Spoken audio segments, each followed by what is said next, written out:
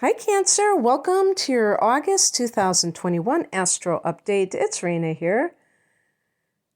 So this is going to be a month where your finances are going to be highlighted because we have a new moon in the second house at 16 degrees of Leo on August 8th. And there's already energy in that house. Well, when there's a new moon, it means that the sun and the moon are in conjunction. So the sun is already there as the month begins. Actually, when I record this, the sun is about to go into Leo. And I I have to remember, like, okay, what date is the sun officially going into Leo? Is it the 20th of July, 21st, 22nd? I have to check that out. I think it's the 22nd. So, so you have the sun there. You also have Mercury in the second house. And I thought you had a third thing. Maybe that's about it. And so when Mercury is in the second house, your mind might be on your money and your money is on your mind. Like you're kind of doing things in your head, like crunching numbers.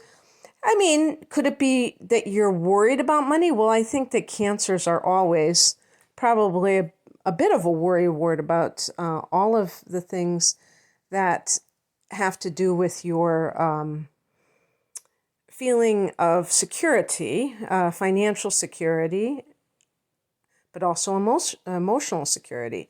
So you're always like trying to preserve your home and hearth type of situation for sure. But it might have to do with actual paperwork, even in some cases that have some financial connection to it. But at that time, I mean, that could be a very powerful thing. This is on the Lionsgate portal on the 8th of August, that new moon is taking place. And new moons can mean something is going to be initiated with finances. So definitely this is part of what's going on. But another thing that is happening is that your third house is starting to be activated. First of all, Mars enters this third house, Virgo, at the end of July. So again, as I record this, Mars has not yet gone into that house. By the way, if you're listening around the time that I just said I'm recording this, I'm actually recording this on July 19th. If you're listening up until later, the latter part of July, there's also going to be Mars in that second house. So that can be that sense of really hustling and getting that money. And then planets go into Virgo. So Mercury goes into Virgo on the 11th, and that is your third house. This is Mercury's domain. So it's very chatty. It desires to communicate its ideas, this placement, okay? Desires to learn, desires to write, okay? So maybe there's some kind of training, teaching that is coming into manifestation for you that you're going to start doing. Third house are your siblings, brothers and sisters, so you might be reaching out to them or they're reaching out to you, but you're in contact with one another. Neighbors are the third house. Local area, so there might be like more verbal activities with neighbors and things like that. It's a mental transit, And so it may not manifest into anything material simply by virtue of Mercury being there, but it can still pave the way for other things because you're going to have other transits here. Like I said, Mars is already in this area as the month begins. So it is possible that there's something else going on, Cancer, that you are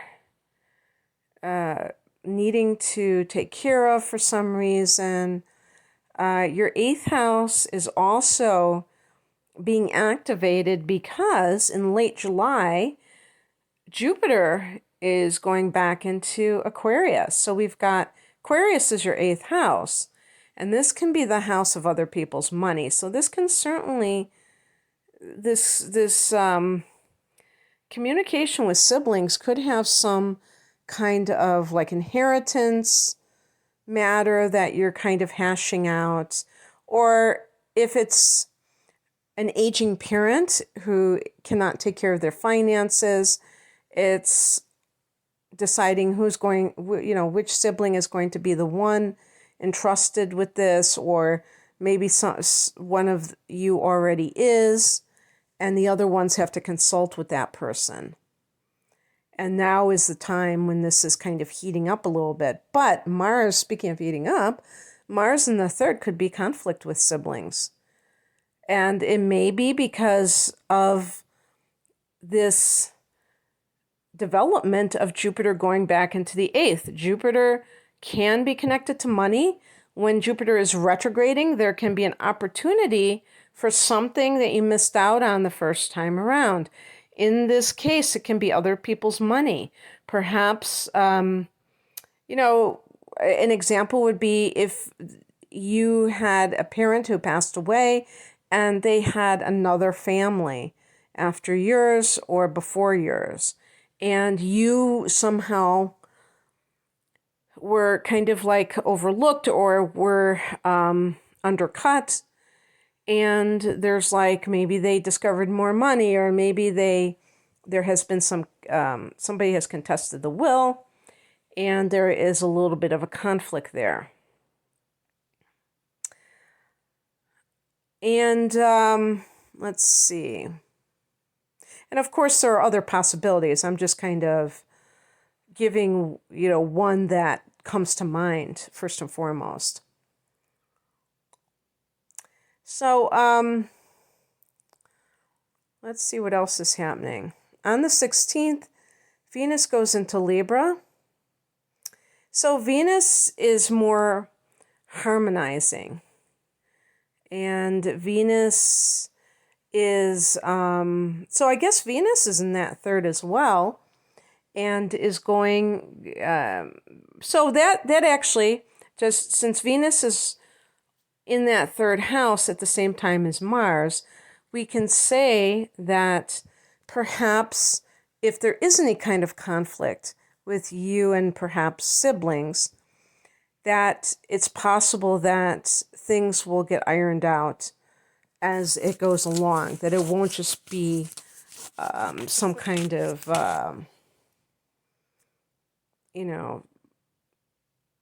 war or anything like that, that maybe there's a dust up and then things settle down. But then on the 16th, Venus goes into Libra. Now, Libra is another cardinal sign. So this is going to be your 4th house of home and family, the house that you rule, Cancer. So this is very familiar to you. This is, very fortunate for you because Venus is considered a fortunate planet. In other words, it doesn't have a lot of negative qualities attached to it. So it's kind of easy peasy type of transit. The only thing that, you really have to look out for with Venus is overindulgence. Okay, but in the 4th house, this can be an urge to spruce up your home, maybe buying a luxury item for your home, a nice couch, or you want to redecorate. You want to paint your walls in a different color or whatever it can be about. Now, this can be money for a house.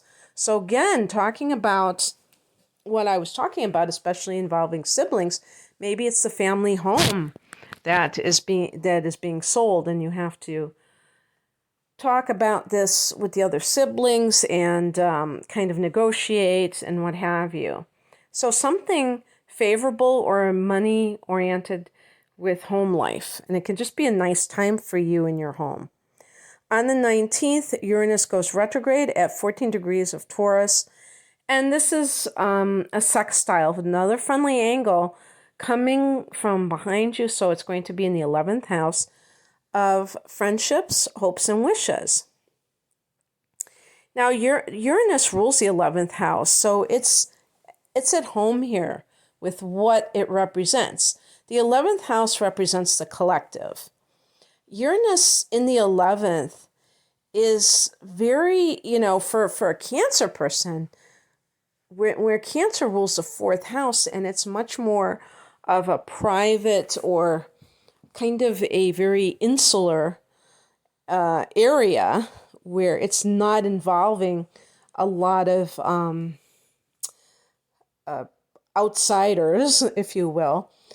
Cancer, you may inexplicably, but actually splicably, I'm just joking, I know that's not a word, but I'm saying, let me finish my sentence, inexplicably be drawn to groups of people rather than that may be like outside of your comfort zone or immediate social circle.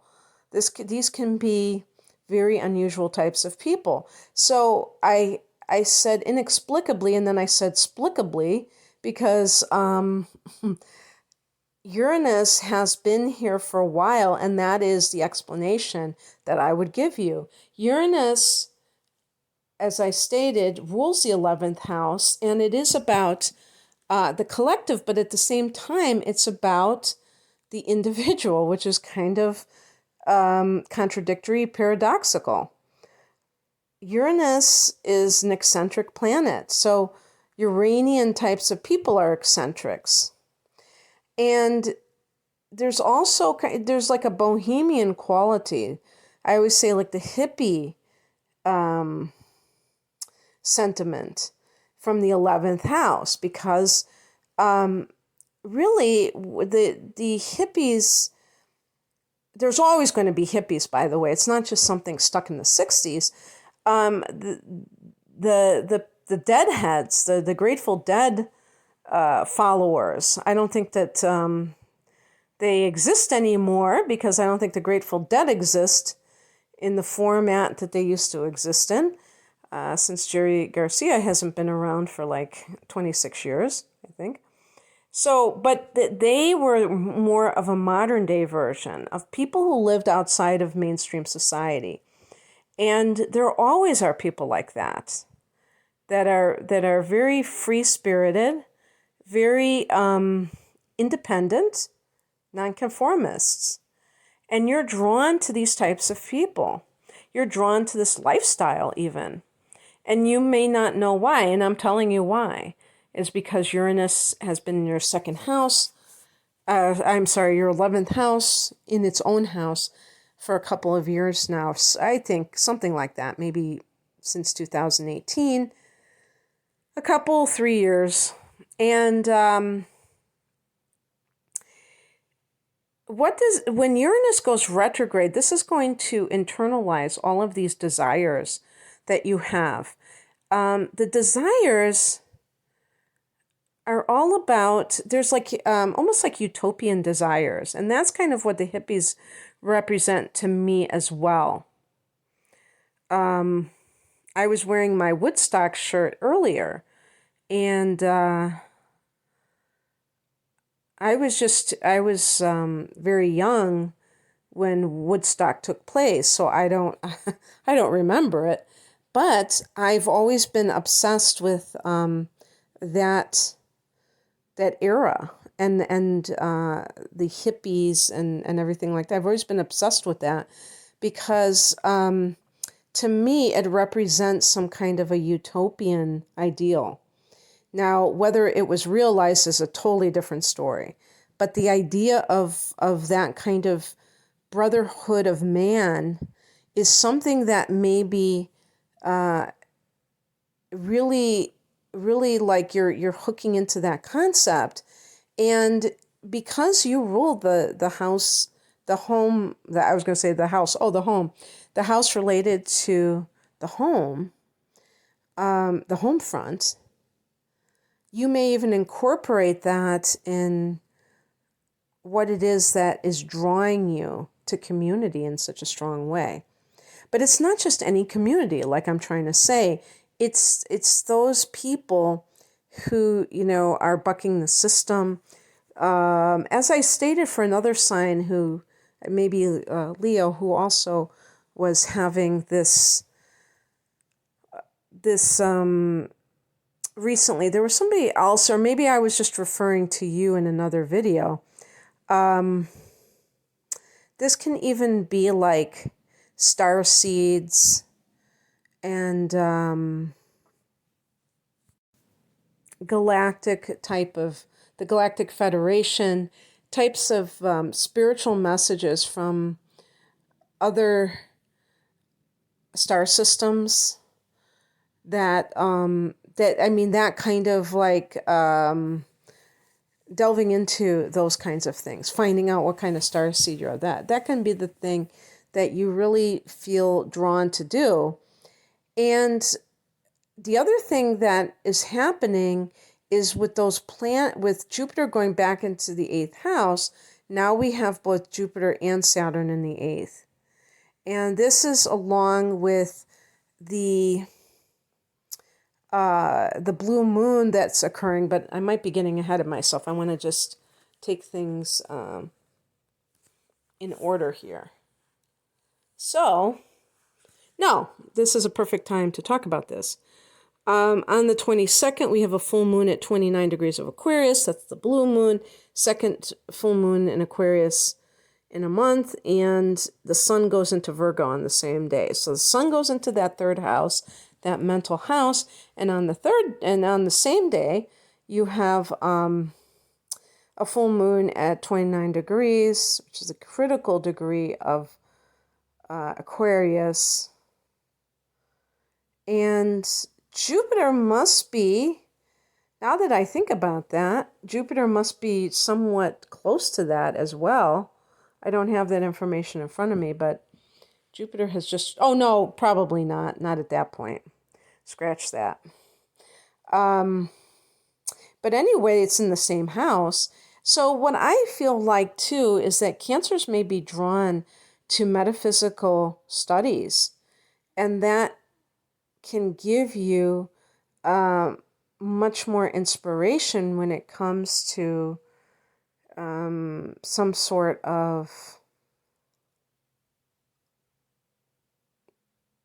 where you stand in terms of your direction in life. Because it's really interesting, Cancer. That's another thing that I could say about that 11th house, is that the groups that you belong to can have an intuitive connection. So whether it's the gathering of finding your tribe, while the retrograde is happening, though, it's going to be more on an internal level. So perhaps you have to really tune into your own nonconformity, because a lot of Cancers, in my way of thinking, are traditionalists. They tend to value what has come before. Cancer loves history. Cancer loves the past. So it's, that certainly would go along with what I just said. And that doesn't mean, I'm not saying that Cancer is a fuddy-duddy. I'm just saying that you just tend to be more conservative in a lot of ways, and not necessarily the first type of sign to go and do these crazy far out things, but you're going to be drawn to that in group situations. There's going to be something that is connected with groups. And that's why I'm saying you might be in a study, you might belong to some occult class, or, some kind of a spiritual center where you can explore these issues. Remember that you're water sign, so you're naturally intuitive to begin with. So it's a perfect fit. Also, Chiron is in Aries, and that's your 10th house of career. So that can kind of nudge you, influence you into the healing arts as a career of some sort. Now, on the 30th, Mercury goes into Libra. And so now we have Mercury in the 4th house. So we could have documents that are connected to real estate matters, could be speaking to a realtor, or that kind of thing. I know this is, it's not really random, but it still is not, germane to what we're talking about in terms of astrology. But I just thought of, hearing these ads on the radio for some real estate thing. And they said, speak to a realtor today. And they kept really emphasizing or, and I would say a realtor. But perhaps they wanted to emphasize that it's spelled O-R. I know that's really, oh my gosh, you're probably going to think she's really nuts here, bringing up this random thing, but I just thought that you might be interested in that. So I feel like it's all coming together for you, Cancer. If you've been wanting to do something that is connected to metaphysical studies, maybe like a mystery school. 8th house is about mysteries. Mystery schools are that occult knowledge. I would call it esoteric knowledge. The word occult, I think, gets misused and, demonized as like, oh my God, the occult, like it's something really bad. And the word occult means hidden, but unfortunately, because people have kind of given it that negative connotation, that's why I like to say metaphysics or esoteric information, just to indicate that not everybody, it's not mainstream knowledge. But anyway, it sounds great. And there's also the financial developments as well. I hope that you resonated with this, Cancer. If you would like a personal reading, the link is below. Take care. Bye.